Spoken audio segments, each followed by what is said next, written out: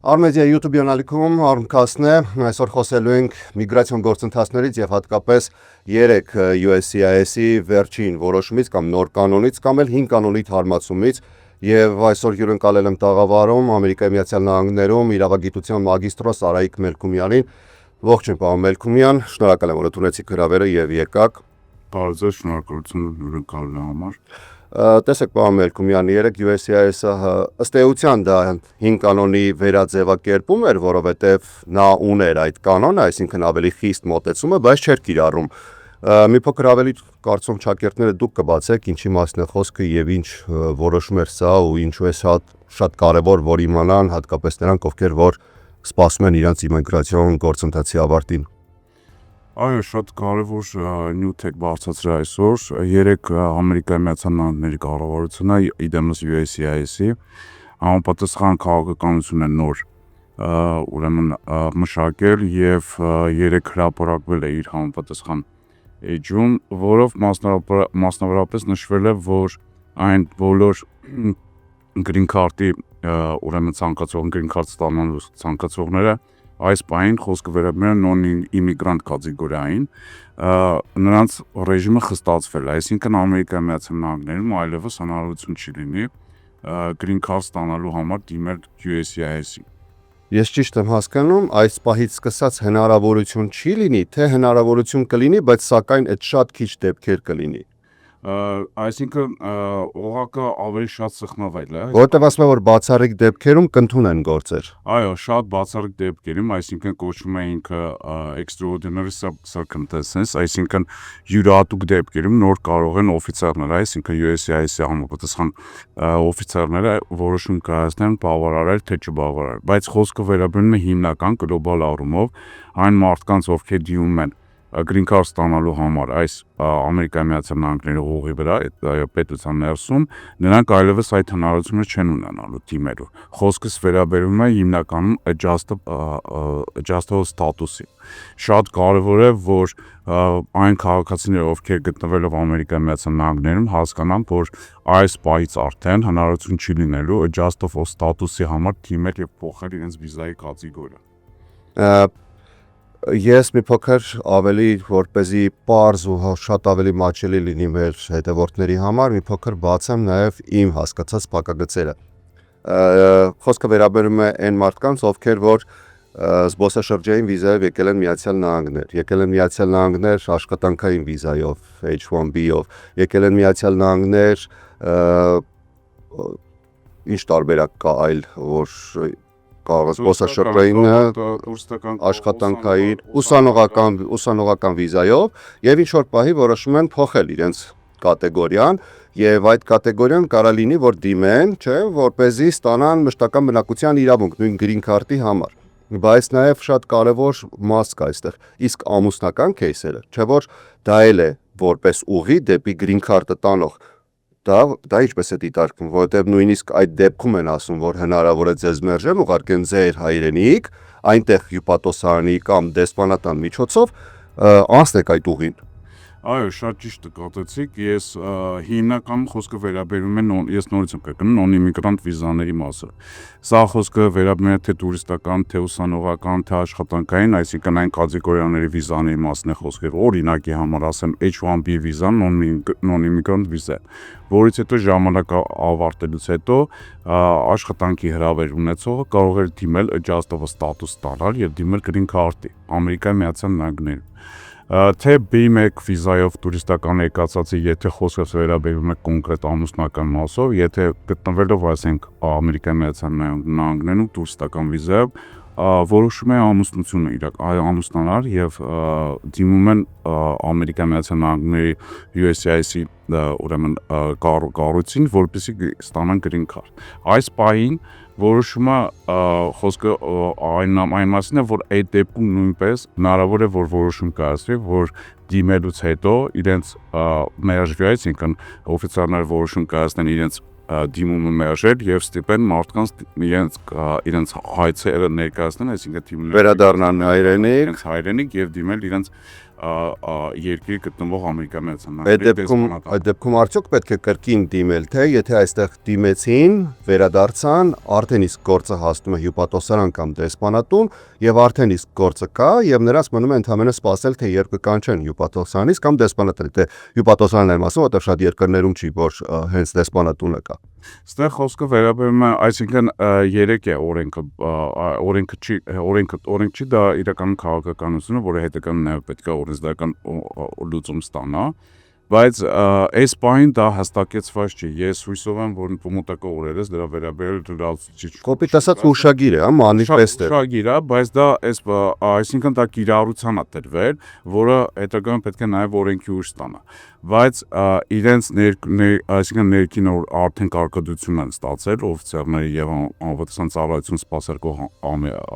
օֆիցերները, որոնք այս պայն իրավունք ունեն հայեցողական, այսինքն իրենց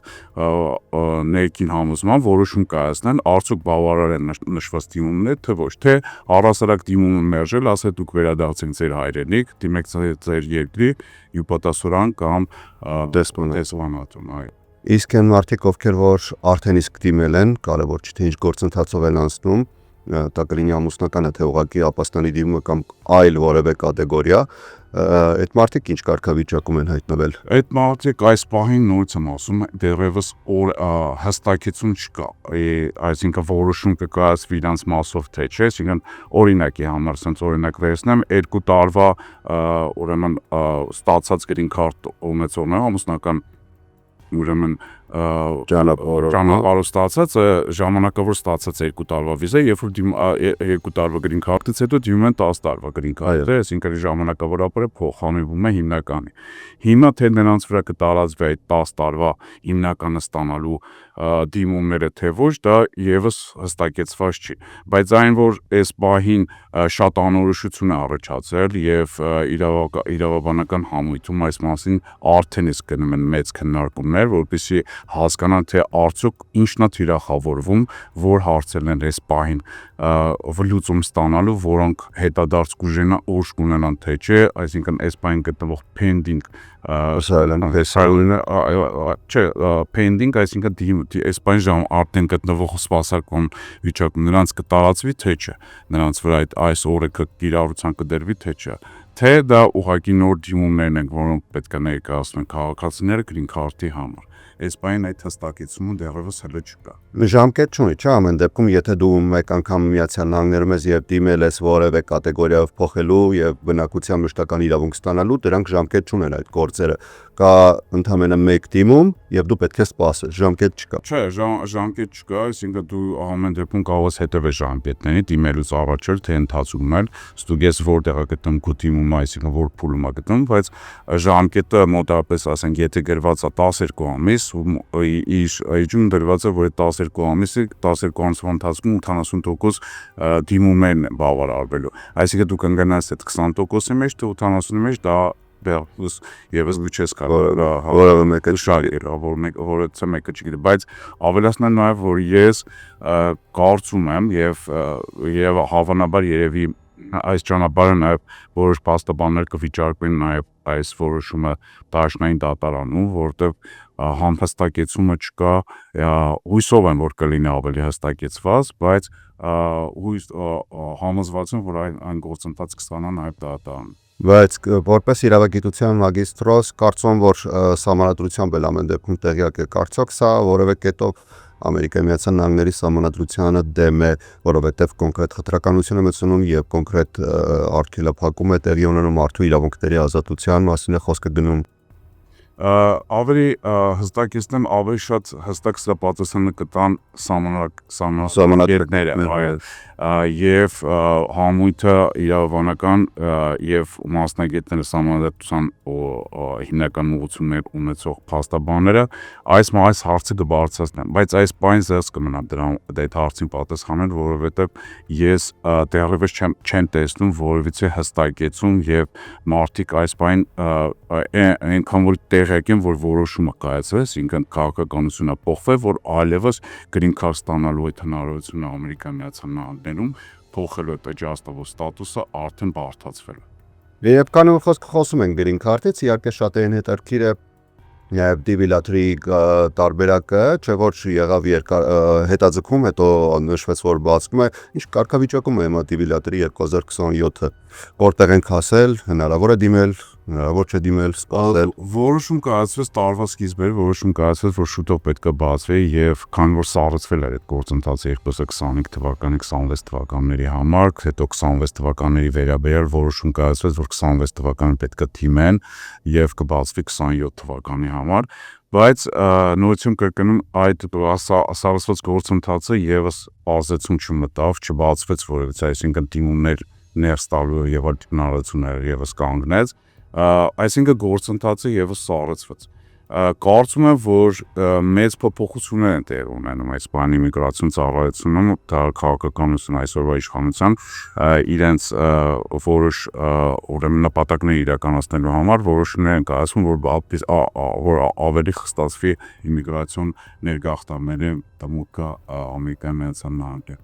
Տիրապետում եք արդյոք թվերի 2025 թվականի տվյալ դեպքում հունվարի 20-ից, երբ պաշտոնավարումը սկսեց նախագահ Դոնալդ Թրամփը, քանի իմիգրանտի է քանի իմիգրանտ է հետ ուղարկվել կամ երրորդ երկիր կամ երկրորդ երկիր եւ կա արդյոք այդ թվերի ամբողջական տեսքը, որտեղ դրանք տարբեր է, տեսեք, ունեք դեմոկրատական հատվածում մեծ թվեր են, փոքր թվեր են նշում, հանրապետական ղեկավարության, իշխանության եւ մասնավորապես հենց ներքին անվտանգության նախարարության տվյալները բոլորովին այլ են, որի ենթակայության տակ է նաեւ գործում այսը ավելի մեծ թվեր են ներկայացնում, արդյոք իրատեսական են այդ թվերը, մոտավորապես 2 միլիոն մարդ դուրս է եկել հիմա, այսինքն արտաքսել են այդքան մարդու երկրից։ Դե ասում են եւ արտաքսել են եւ ինքնակամ են լքել, դա համընդհանուր թիվ են ասում, որպեսզի ավելի բարձրացված ասեն։ Ես փորձեմ պատասխանել, ես հիշում եմ մոտ 2025 թվականի հոկտեմբերի տվյալների մասին, դա 1.200.000 մարդկանց մասին էր, բայց դա այն ակտիվ process-ներ, երբ որ մարդկանց ձերբակալում են փողոցներում, սկզբնական ամենաակտիվ process-ը, եւ այդ դրությամբ 1.200.000, բայց ես որոշ տեղեկություններ գիտեմ, որ շատ բավականին մարդիկ իրենք, այսինքն voluntary departure այդ կոչվածը, որը մարդկանց գումար են վճարում եւ նրանք կամավոր որոշում են կայացնում վերադառնալ իրենց հայրենի։ Թե այսօրվա դրությամբ որքան մարդ այդ հոկտեմբեր ամսից մինչև այսօրվա դրությամբ դուրս եկել նաեւ կամավոր, դա բազաբանված վերջնական թիվը այս բան հրապարակված չէ։ Բայց կարծում եմ տարվա վերջ արդեն ամբողջական պատկերը կներկայացվի եւ հանրությունը կիմանա ընդհանրապես որքան տաղապակցվել կամ կամավոր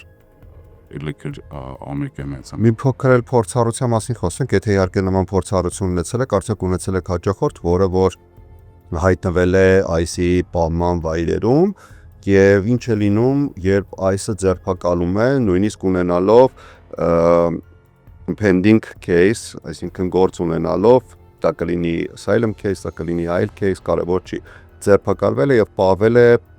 ժամանակավոր պահման վայրում, որպեսզի նրա մասով որոշում կայացվի արտաքսվում է թե ոչ։ Այս դեպքերում ինչ է եղել, ինչպես է դա լինում եւ ինչ կարող է լինել, եթե ձերբակալվի մարդը։ Այո, մեր իրավաբանական գրասենյակում իրավաբանները մենք բավական մեծ շատ հաճախորդներ նաև ունենք, որոնք ձերբակալվել են, այսինքն IC գործողությունների հետևանքով նրանց ձերբակալել են եւ մի քանի ամիս գտնվելով detention center-ներում, այսինքն պահման կենտրոններում, մարդիկ դիմում էին, որպեսզի իր դատավորները վերաբացեն իրենց վերաբերյալ եւ ուրեմն кейսերը, որովհետեւ նրանց ձերբակալությունները անօրինական են։ Մարդը գտնվում էր pending asylum կարգավիճակով եւ որոշ հանգամանքների բերումով պատահականության կամ իրականում թիրախավորված նրան ձերբակալում են եւ տեղափոխում են պահման detention կենտրոններ, այդ պահման հետ,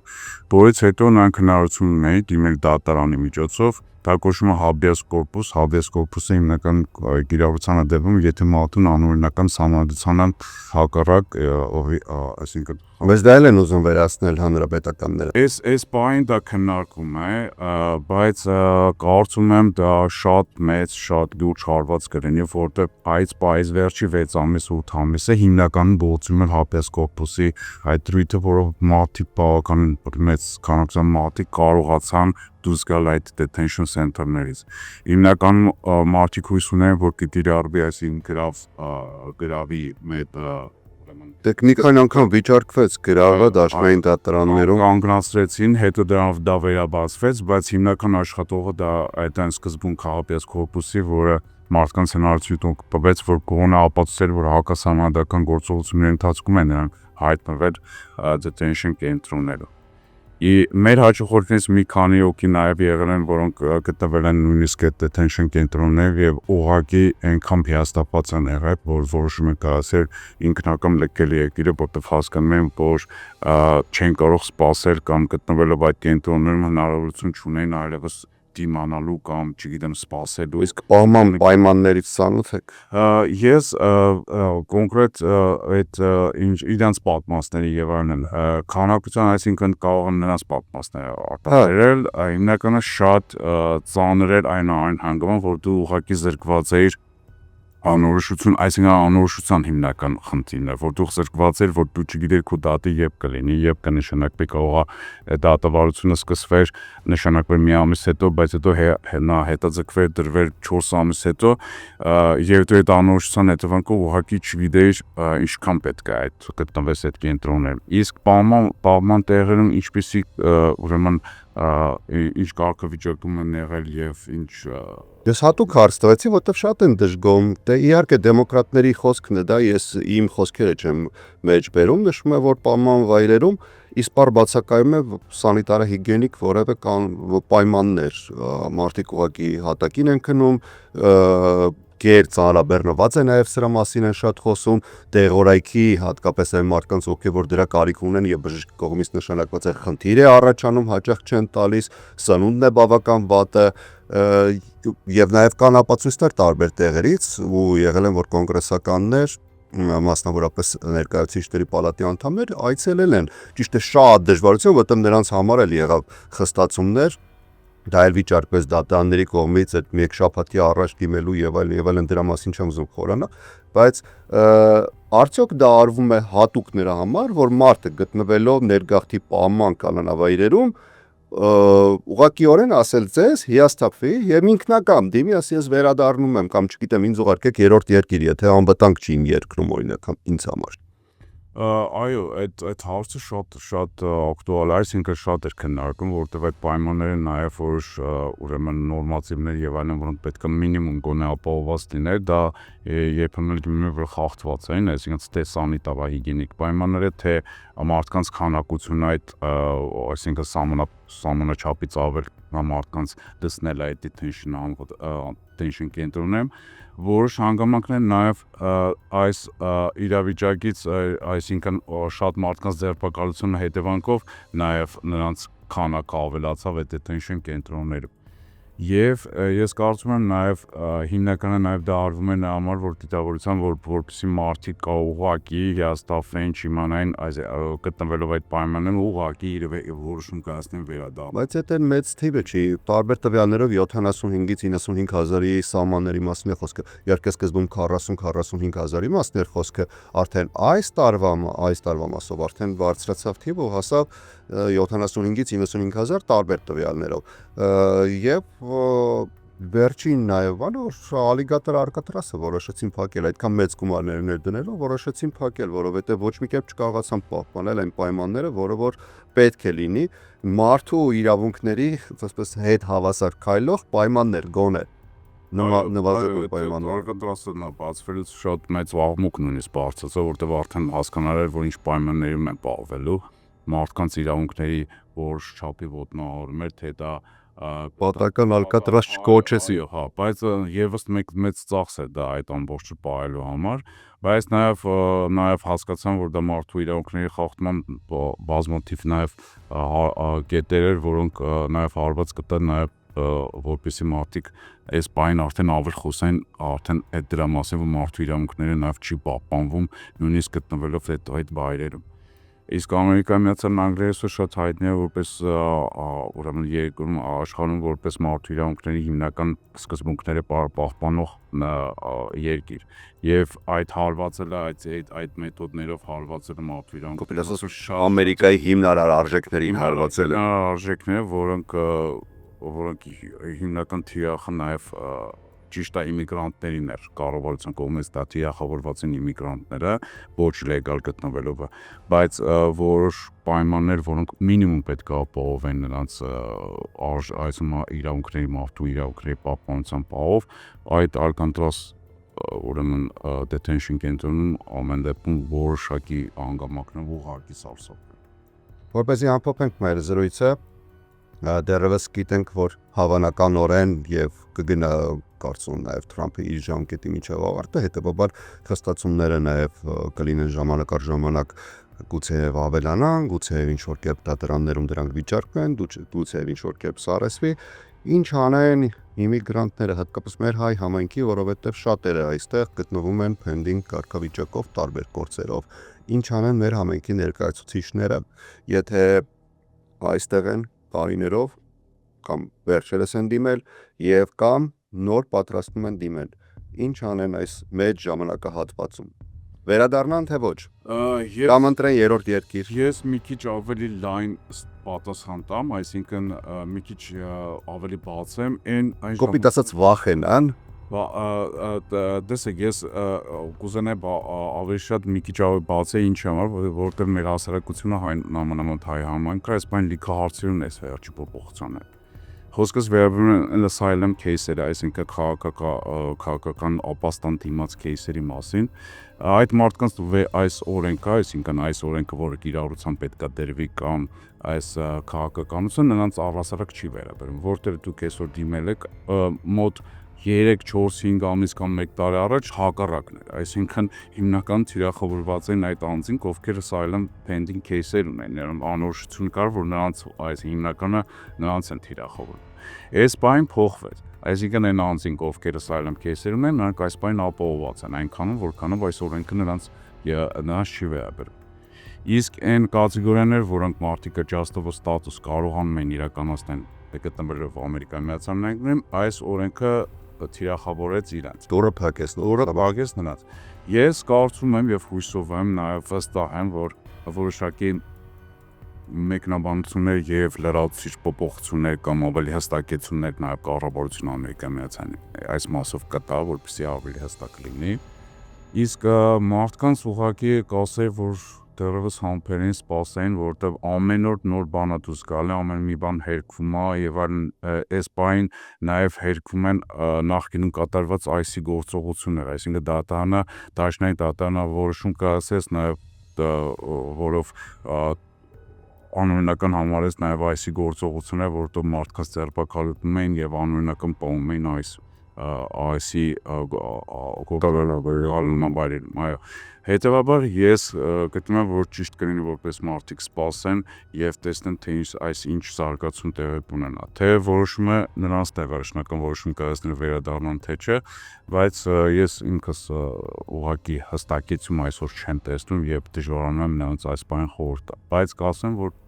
եթե հնարավորություն ունեն ուղղակի սպասեն եւ տեսնեն ինչ արին։ Դե վերադառնալն էլ հարաբերական է, որտեղ եթե քաղաքական ապաստանի խնդիր է, վերադառնալը, այսինքն նշանակում է դու վերադառնում ես այդտեղ, որտեղ որ քեզ վտանգ է սպառնում։ Մենակ հայ համայնքի համար էլ չեմ ասում, բոլոր նրանց համար, ովքեր որ քաղաքական ապաստանով են դիմաց, վերադառնալն էլ ինքնին արդեն վտանգ է ներկայացնում, ըստ դեպքում պետք է մեկ այլ երկիր կամ մեկ այլ տարբերակ ընտրել, եթե իհարկե հաստի գործ այդ ծայրահեղական կետին եւ այլևս տարբերակ չլինի։ Ինչևէ շնորհակալ եմ, որ ընդունեցիք հրավերը, եկաք, բավական հետաքրքիր զրույց ստացվեց։ Մեծ ողջ։ Հարգելի հետևորդներ, հիշեցնեմ, որ մեր հյուրներ Միացյալ Նահանգներում իրավագիտության մագիստրոս Սարայիկ Մերկումյանը կհանդիպենք հաջորդ շաբաթ, ես Հարություն Մինասյանն եմ, շնորհակալ եմ ուշադրության համար, ամենակարևորը առողջ եւ խաղաղ եղեք։ Ցտեսություն։